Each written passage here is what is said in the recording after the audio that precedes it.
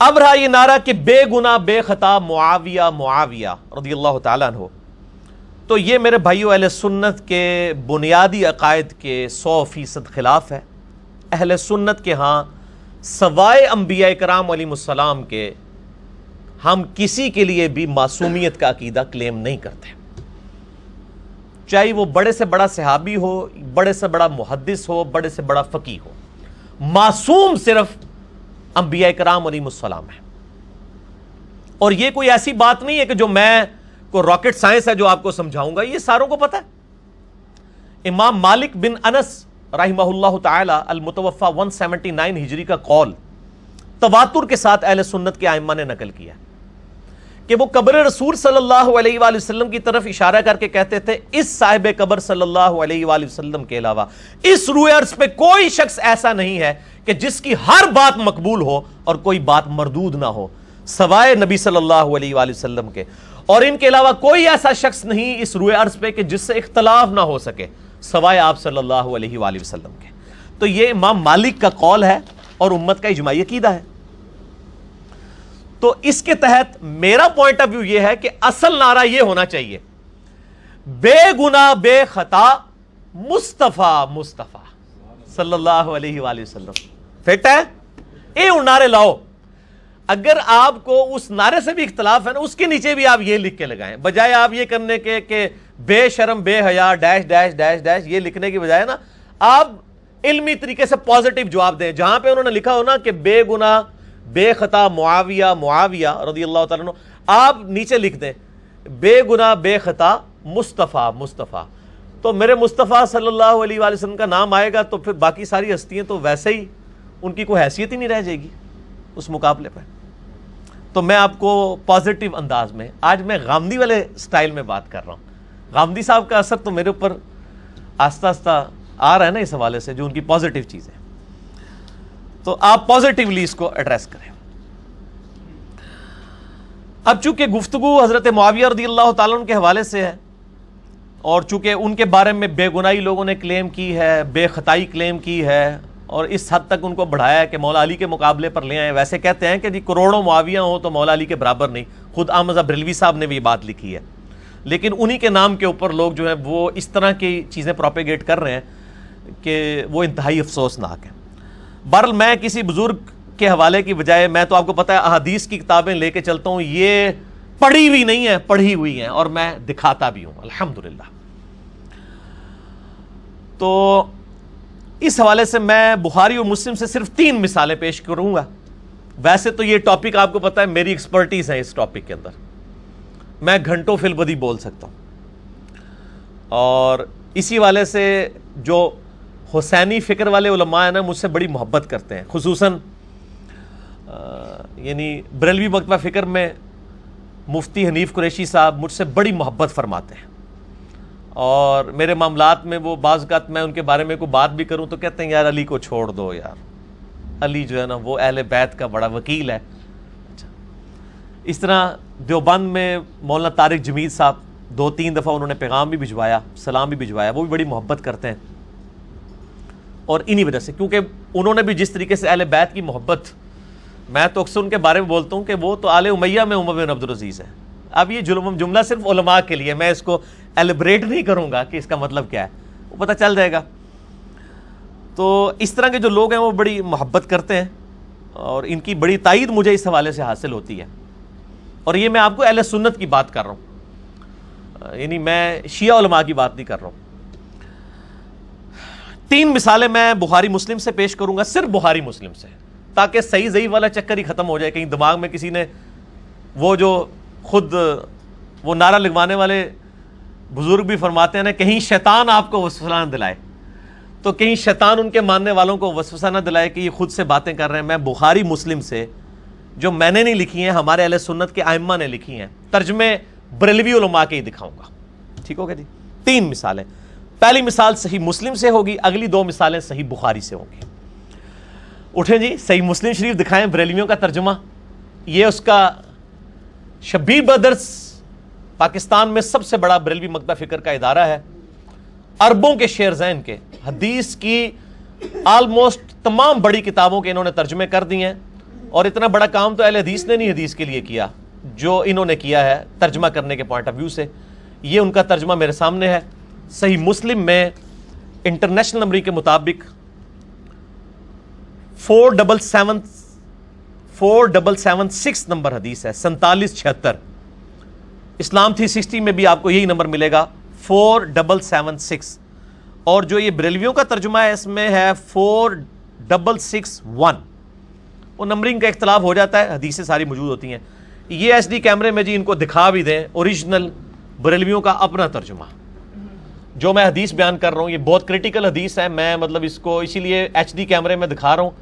میں نے اگر پڑھی تو لوگ کہیں گے پتہ نہیں یہ خود سے ہی بنا کے پڑھ رہا ہے, یہ کیسے ہو سکتا ہے کہ یہ لکھا ہوا ہو. تو بریلویوں کا ترجمہ ہے, میں اسی سے دیکھ کے پڑھوں گا. چونکہ میں اسپیسیفکلی ایک بریلوی جماعت کی طرف سے ایشو اٹھایا گیا تو میں ان کو ان کا ترجمہ ہی دکھانے لگا ہوں. صحیح مسلم کے اندر کتاب الامارہ چیپٹر میں حضرت عبداللہ بن عمر بن عاص رضی اللہ تعالیٰ عنہ نے خانہ کعبہ شریف کے ساتھ ٹیک لگائے ہوئے بیٹھے تھے سائے میں.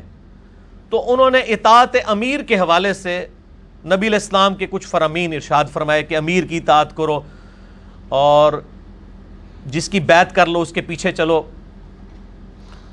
تو ایک تابعی جو ہیں جن کا نام ہے عبد الرحمن بن عبد رب کعبہ, وہ جب یہ ساری باتیں سن رہے تھے تو وہ عبداللہ بن عمر بن عاص کے قریب آئے. انہوں نے کہا کہ یہ جو آپ ہمیں اطاعت امیر کے اوپر لیکچر دے رہے ہیں, کیا یہ ساری باتیں آپ نے نبی علیہ السلام سے خود سنی ہیں؟ تو انہوں نے کہا, اپنے دونوں کانوں اور دل کی طرف اشارہ کیا اور کہا کہ میرے دونوں کانوں نے آپ کی زبانی یہ بات سنی اور میرے دل نے محفوظ کیا. اس کے جواب میں وہ تابعی کہتا ہے کہ آپ کا چچا زاد بھائی معاویہ ابن ابی سفیان رضی اللہ تعالیٰ عنہ, جو اس وقت ہمارا یعنی حکمران تھا ان کا, وہ تو ہمیں یہ حکم دیتے ہیں کہ ہم ناجائز طور پر دوسروں کا مال کھائیں اور لوگوں کو ناحق قتل کریں, جبکہ اللہ تعالیٰ سورۃ النساء میں ارشاد فرماتا ہے 29 نمبر آیت اس تابعی نے پڑھ کے صحابی کو سنائی کہ اللہ ہمیں کیا کہہ رہا ہے اور آپ ہمیں کیا کہہ رہے ہیں. اعوذ باللہ من الشیطان الرجیم, بسم اللہ الرحمن الرحیم. یا ایھا الذین آمنوا لا تأکلوا اموالکم بینکم بالباطل الا ان تکونوا تجارۃ عن تراض منکم ولا تقتلوا انفسکم ان اللہ کان بکم رحیما. کہ اے اہل ایمان ایک دوسرے کا مال ناحق طریقے سے مت کھاؤ, البتہ تجارت کے پوائنٹ آف ویو سے اگر کوئی کاروبار کرتے وہ جائز ہے, اور ایک دوسرے کو ناحق قتل مت کرو, بے شک اللہ تعالیٰ تمہارے لیے رحیم ہے. تو انہوں نے کہا اللہ تو کہہ رہا ہے کہ حرام خوری نہیں کرنی, ناحق قتل نہیں کرنا, اور ہمارے امیر جو اس وقت ہیں وہ ہمیں حرام خوری بھی کروا رہے ہیں اور ناحق قتل بھی کروا رہے ہیں. اب کتنے سخت الفاظ ہیں. یہ صحیح مسلم شریف ہے میرے بھائی, یہ اصول الکافی نہیں ہے شیعہ کی. اب یہ بات سن کے عبداللہ بن عمر بن عاص, چونکہ منصف مزاج آدمی تھے, آج کا کوئی بندہ ہوتا تو شاید وہ کلاشنکوف نکال لیتا, تو صحابہ کا گستاخ, لیکن وہ نبی کی تربیت یافتہ تھے. انہوں نے اپنا سر جھکا لیا, جنہوں پنجابی کہتے سوچ ہی پائے گی کہ میں ان کے جواب دیا. تھوڑی دیر بعد انہوں نے سر اٹھایا اور سر اٹھا کے انہوں نے کہا اطیعہ فی طاعت اللہ وعصہ فی معصیت اللہ عز وجل. معاویہ کی اطاعت کرو اللہ کی اطاعت کے کاموں کے اندر, اور جس جگہ وہ اللہ کی نافرمانی کے کام تمہیں بتائے تم اس کی نافرمانی شروع کرو. بالکل سمپل بات ہے, جو بخاری مسلم میں حدیث ہے مولا علی علیہ السلام سے کہ نبی صلی اللہ علیہ وآلہ وسلم نے فرمایا کہ مخلوق کی اطاعت جو ہے وہ خالق کی اطاعت کے اندر اندر ہے, خالق کی معصیت کے اندر مخلوق کی کوئی اطاعت نہیں ہے. یہ پہلی مثال تھی میرے بھائیوں.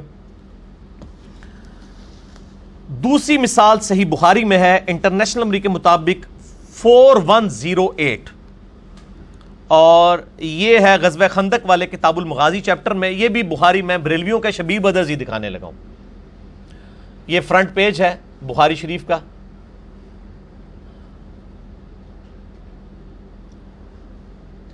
اور انٹرنیشنل نمبر ہے 4108 غزوہ خندق والے چیپٹر میں. پہلے یہ حدیث ان کو دکھا دیں.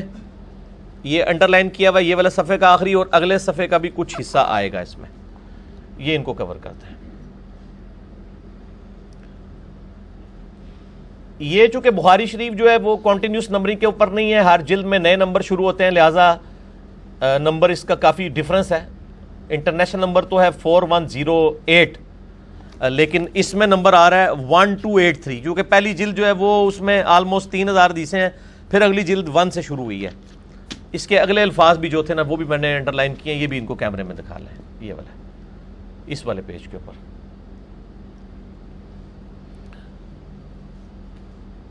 4108 صحیح بخاری میں کتاب المغازی چیپٹر میں عبداللہ بن عمر رضی اللہ تعالیٰ عنہ کی رائے۔ پہلے آپ نے سنی ہے عبداللہ بن عمر بن عاص کی رائے، اب سنیں عبداللہ بن عمر رضی اللہ تعالیٰ عنہ کی رائے۔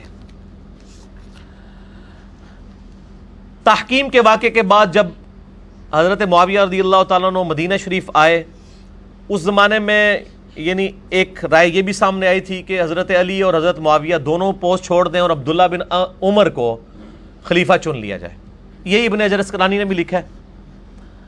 تو اب حضرت معاویہ رضی اللہ تعالیٰ عنہ کو یہ بات ایکسیپٹیبل نہیں تھی، وہ مدینہ شریف آئے، عبداللہ بن عمر وہاں پہ موجود تھے، ان کی بہن سیدہ حفصہ نے حضرت عمر کی جو بیٹی تھیں انہوں نے کہا کہ بھائی حضرت معاویہ آئے ہوئے ہیں تو تم بھی جا کے ان کے خطبے میں بیٹھو، تمہاری غیر موجودگی کو کہیں سازش شمار نہ کر لیا جائے۔ یہاں پہ بھی ہوتا ہے نا، کوئی خاص بندہ غائب ہو، کہتے ہیں یار کہیں اور کوئی پلان نہ کر رہا ہو، جبکہ عبداللہ بن عمر کا نام بھی آ چکا ہوا تھا خلیفہ کے لیے۔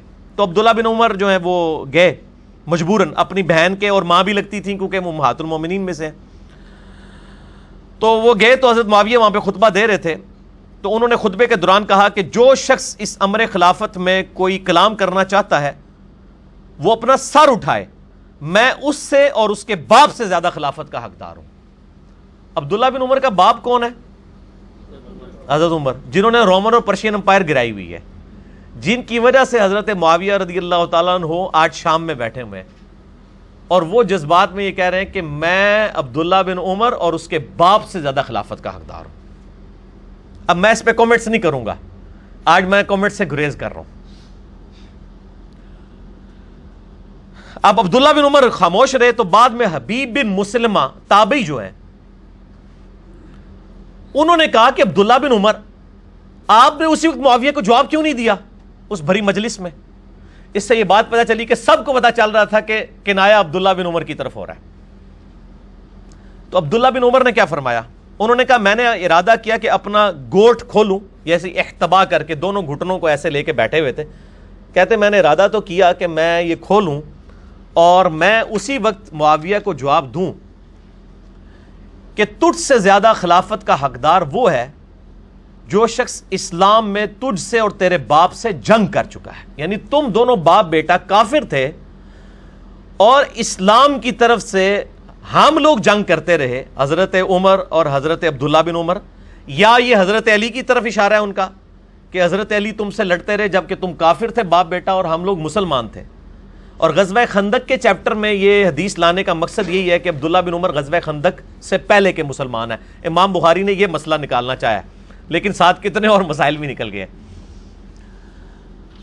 کہتے ہیں میں نے ارادہ کیا کہ میں کہوں کہ جس شخص نے تجھ سے اور تیرے باپ سے جبکہ تم لوگ کافر تھے اسلام کی حالت میں جنگ کی ہے وہ خلافت کے حق زیادہ دار ہیں کہ تم ہو زیادہ۔ پھر مجھے خوف ہوا کہ کوئی ایسی بات نہ کہہ دوں جو لوگوں میں تفریق اور خون ریزی کا سبب بن جائے اور میری بات کا وہ مطلب لے لیا جائے جو میری مراد نہ ہو، کہ بھئی یہ نہ ہو کہ کوئی اور ایشو کھڑا ہو جائے۔ اب میں اس پہ بھی کامنٹس نہیں کرنا چاہتا کہ اس وقت جب کوئی حق کے لیے آواز بلند کرتا تھا تو آل امیہ کے لوگ اس کے ساتھ کیا سلوک کرتے تھے۔ پھر وہ کہتے ہیں کہ میں نے جنت کی نعمتوں کو یاد کرنا شروع کر دیا کہ دنیا میں کوئی پوسٹ نہ بھی ملے تو کیا ہوا، آخرت تو میرے لیے۔ اسی پہ میں بولا کرتا ہوں کہ ابن عمر اور ابن علی میں بڑا فرق ہے۔ عبداللہ بن عمر کی پیسو نیچر تھی، بیک فٹ پہ چلے گئے۔ ابن حسین جو ابن علی تھے، حسین ابن علی، وہ ایکٹیو نیچر کے تھے، ٹھیک ہے، وہ فرنٹ سے لیڈ کرنے والے تھے، اس لیے وہ بیک فٹ پہ نہیں گئے، یہ بیک فٹ پہ چلے گئے، لیکن دل پہ برا بھی انہوں نے مانا اور اپنی اظہار بھی کر دیا۔ یعنی وہ یہ انٹروورٹ تھے، وہ ایکسٹروورٹ تھے، حسین ابن علی، اور یہ عبداللہ بن عمر انٹروورٹس. یہ اب سائیکالوجی کی اور ٹرمز ہیں جن کو آتی ہیں ان کو ہی پتا ہوگا کہ میں کیا بول رہا ہوں. میں جنت کی نعمتوں کو یاد کیا. اب حبیب بن مسلمہ کہتے ہیں کہ عبداللہ بن عمر نے خاموشی اختیار کر کے اپنی عزت بھی بچا لی اور اپنی جان بھی بچا لی. انہوں نے بھی آگے سے یہ بات کی ہے. یعنی ان کو پتا تھا کہ جو شخص بولے تو علمی اختلاف سننا یہ بہت حوصلے کا کام ہے. ہر بندے کے اندر یہ حوصلہ نہیں ہے. اچھا، 2 مثالیں ہوئی. تیسری مثال بھی صحیح بخاری سے ہے. کتاب التفسیر چیپٹر میں انٹرنیشنل نمبر کے مطابق ہے 4827. سورۃ الاحقاف کی آیت نمبر 17 کی تفسیر میں امام بخاری لے کے ہیں 4827. اور بریلویوں کا جو یہ دوسری جلد میں بخاری میں نمبر ہے 1948. یہ ذرا دکھا دیں. لیفٹ والے پیج کا آخری حصہ اور رائٹ والے کا اوپر والا، ایک ہی بار میں دونوں کو کور کرتے ہیں. یہ صحیح بخاری انٹرنیشنل نمبر کے مطابق 4827 اسلام 360 میں بھی آپ کو مل جائے گی. انشاءاللہ میرے ریسرچ پیپر میں یہ ساری حدیثیں موجود ہیں. کسی نے پریشان نہیں ہونا کہ یہ اتنی بڑی دریافتیں ہیں تو ہمیں بعد میں یاد نہ رہے. تو انو سارے انو انشاءاللہ جتنے بھی ادھر 70-80 کے قریب لوگ بیٹھے ہوئے ہیں ان کو ہارڈ کاپی اس کی مل جائے گی. ریسرچ پیپر کا میں تارو بعد میں کرواتا ہوں اور پوری دنیا میں سافٹ کاپی جاتی ہے، ہارڈ کاپی فری. اس حدیث میں آتا ہے کہ مروان بن حکم کو حضرت معاویہ رضی اللہ تعالیٰ عنہ نے جب حجاز کا مکہ مدینہ کا گورنر بنا کے بھیجا تو اس کی ڈیوٹی لگائی کہ وہ حضرت معاویہ کے بیٹے یزید کے لیے لوگوں کی بیعت لیں ان کی اپنی زندگی میں. یہاں پبلک کو جھوٹ بتایا گیا کہ نہیں وہ تو خود بخود ہی بن گیا تھا. تو مروان جو مکہ مدینہ کا گورنر تھا اس نے خطبہ دیا اور خطبے کے دوران اس نے یزید بن معاویہ کا ذکر کرنا شروع کیا تاکہ اس کے باپ کے بعد اس کی بیعت کی جائے. اب سامنے صحابہ بیٹھے ہوئے تھے. یہاں پہ بھی آپ کو پتا ہے نا حکمرانوں کے جو یعنی آگے لوگ ہوتے ہیں وہ کہتے ہیں جی وہ ہمارے لیڈر نے سوچا ہے کہ امت کے وسیع تر مفاد میں یہ کام کر دیا جائے. تو مروان نے بھی کہا کہ امیر المومنین معاویہ ابن ابی سفیان رضی اللہ تعالیٰ عنہ کو اللہ تعالیٰ نے یہ بات سجھائی ہے، وہ امت کے وسیع تر مفاد میں چاہتے ہیں کہ وہ اپنے بیٹے کو اپنے بعد نامزد کر دیں. اور ساتھ ایک جملہ بولا جو بخاری میں نہیں ہے لیکن باقی حدیث کی کتابوں میں ہے. وہ جملہ یہ بولا جیسا کہ ابو بکر نے بھی تو عمر کو بنایا تھا. اب عمر کوئی بیٹا تھا ابو بکر کا؟ ابو بکر کے تو بیٹے جوان تھے، محمد بن ابی بکر، عبد الرحمن بن ابی بکر. عمر کے بیٹے جوان تھے، انہوں نے اپنے بیٹوں کو نہیں بنایا. اب سامنے حضرت ابو بکر کا بیٹا بیٹھا ہوا تھا، سیدہ عائشہ کا بھائی عبد الرحمن بن ابی بکر. حضرت عبد الرحمن بن ابی بکر نے مروان کی جب یہ بات سنی تو کچھ کہا. امام بخاری نے وہ الفاظ نہیں نقل کیے کہ کیا کہا، لیکن گل کوئی چوبے والی کیتی ہے، ایسی کیتی ہے جیڑی وہ کہنے چوب گئی اگلے بندے نو. لیکن وہ بات باقی حدیث کی کتابوں میں آئی ہے اور انہوں نے ترجمہ کرنے والے نے بڑی انصاف کیا، اس نے بریکٹ میں لکھ دیا کہ وہ بات کیا تھی. یعنی اپنے لڑکوں کو جانشین کرنا تو کیسر و کسرا کی سنت ہے، نبی کا طریقہ نہیں ہے. یعنی یہ وہ رومن اور پرشین امپائر کے بادشاہوں کا طریقہ ہے کہ وہ اپنے بچوں کو اپنے بعد خلیفہ نامزد کرتے ہیں. نبی اور خلفاء کا یہ طریقہ نہیں جو تو کہہ رہا ہے کہ وہ امت کے وسیع تر مفاد میں کرنا چاہتے ہیں. سیدھی طرح کہو کہ تم لوگ کیسر و کسرا کی بدعت کو زندہ کرنا چاہتے ہو. اور یہ الفاظ جو ہے نا، یہ حدیث جو ہے صحیح بخاری کی 4827 تفسیر ابن کثیر میں موجود ہے، سورۃ الاحقاف کی آیت نمبر 17 میں 17 نمبر میں. فتح الباری میں ابن حجر اسقلانی نے یہ ساری باتیں نقل کی ہیں جو سب سے بیسٹ شرح ہے صحیح بخاری کی. ابن حجر اسقلانی المتوفا 852 ہجری. المستدرک للحاکم میں موجود ہے، سنن نسائی الکبریٰ کے اندر موجود ہے. ساری کتابوں کے اندر یہ موجود ہے. 5B ریسرچ پیپر میں نے سارے کے طرق جمع کر دیے، سارے کے سارے وہ آپ پڑھ سکتے ہیں. بہرحال جب یہ بات کی تو مروان کو غصہ آیا، اس نے کہا پکڑو عبد الرحمن بن ابی بکر کو. عبد الرحمن بن ابی بکر ام المومنین سیدہ عائشہ کے گھر میں داخل ہوئے. وہ حجرے میں یعنی وہ مسجد نبوی میں یہ خطبہ دے رہا تھا نا، تو وہ ساتھ ہی حجرہ ہے عائشہ تھا، اس میں داخل ہو گئے اپنے بہن کے حجرے میں اور اپنی جان بچا لی. تو مروان کو غصہ تھا، اس نے باہر سے کہا کہ اے ابو بکر کے بیٹے تو وہی ہے نا جس کے بارے میں سورۃ الاحقاف کی آیت نمبر 17 نازل ہوئی ہے، نعوذ باللہ،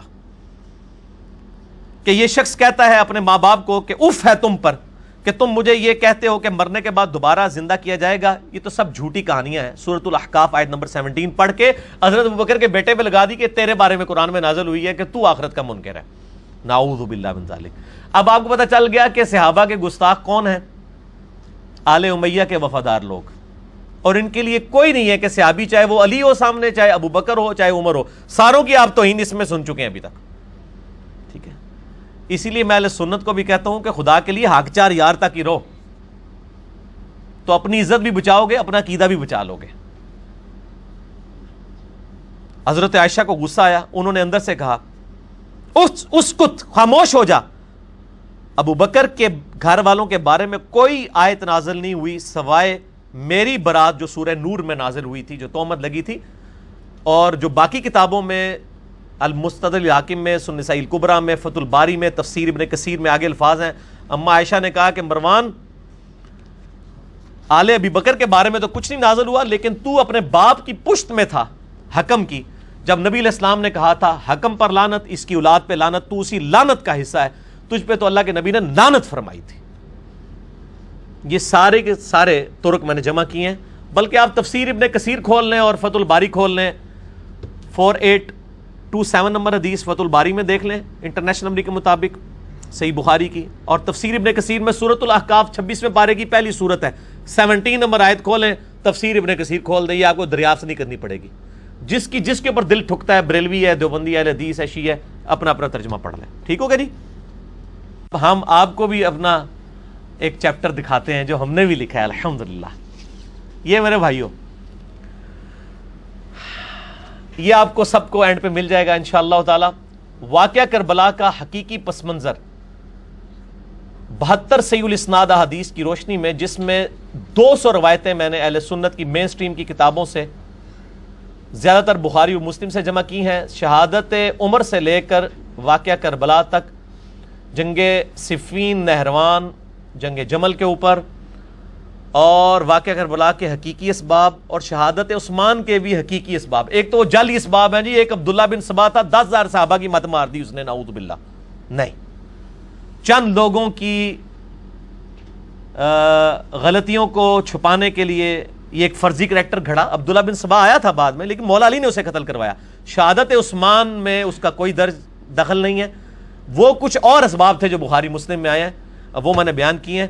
ویسے آپ میرے یوٹیوب پہ بھی کلپ دیکھ لیں، رپلائی ٹو ڈاکٹر اسرار رحمہ اللہ تعالی آن اسباب آف شہادت عثمان، ایک یہ کلپ ہے، اور رپلائی ٹو ڈاکٹر اسرار رحمہ اللہ تعالی آن کیا حضرت معاویہ کے کاتب وہی تھے، میں نے بتایا تھے لیکن کچھ اور چیزیں بھی تھیں۔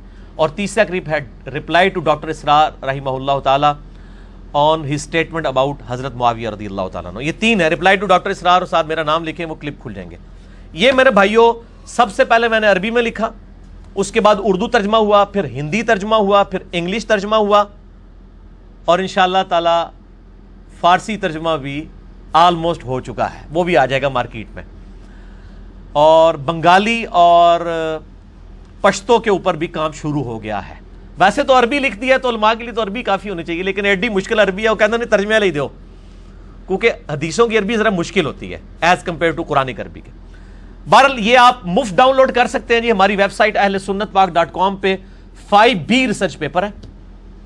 واٹس ایپ کے ہمارے جو بھائیوں کے نمبرز دیے ہیں ان سے PDF فری منگوا سکتے ہیں۔ ہارڈ کاپی یہ لاکھوں روپے کی مفت پورے ملک کے اندر تقسیم ہوتی ہے، یہاں پہ بھی جتنے 70-80 لوگ ہیں ان کو بھی ملے گی، بعد میں بھی، اور جو لوگ کیمرے پہ یہ دیکھ رہے ہیں ویڈیو ماشاءاللہ لاکھوں لوگوں تک یہ پہنچے گی، تو وہ ہمارے عثمان بھائی سے رابطہ کریں جو بیچارے پورا دن ڈاک لکھتے رہتے ہیں، اور فری ڈاک جاتی ہے ماشاءاللہ۔ میں نے آپ کو بتایا کہ اللہ کے فضل سے 1 لاکھ روپے سے زیادہ کی ڈاک ہماری مہینے کی الحمدللہ جا رہی ہے فریلی پورے ملک کے اندر، اور اللہ تعالیٰ یہ معاملات چلا رہا ہے۔ اللہ تعالیٰ ان لوگوں کو جزائے خیر دے جو اس حوالے سے یعنی ہمیں ہیلپ آؤٹ کرتے ہیں، جو لوگ جس طریقے سے کر رہے ہیں۔ ہر بندے نے اپنی ڈیوٹی بانٹی، میری ڈیوٹی ویڈیو ریکارڈ کروانا ہے، فرحان بھائی کی ڈیوٹی جو ہے وہ ویڈیو کی ریکارڈنگ ہے، ورنہ تو ان کو بھی ہمیں 5-6 ہزار روپیہ ریکارڈنگ کا دینا پڑتا ہے، یہ اپلوڈنگ کرتے ہیں فرحان بھائی۔ اس طرح ہر بندوں نے اپنی اپنی ڈیوٹیز بانٹی ہوئی ہیں۔ تو عثمان بھائی کا نمبر انٹرنیشنل نمبر نوٹ کر لیں، +92 پاکستان کا کوڈ ہے، اور پاکستان سے کریں گے تو 0321، باہر سے کریں گے تو +92 321 321، 59000162 032159000162 اور باہر سے کریں گے تو +923215900162. واٹس ایپ یوز نہیں کرتے، ان کو ٹیکسٹ کریں، فون پہ رابطہ کریں، فری آپ کے گھر میں 5B کی کاپی انشاءاللہ تعالی پہنچ جائے گی.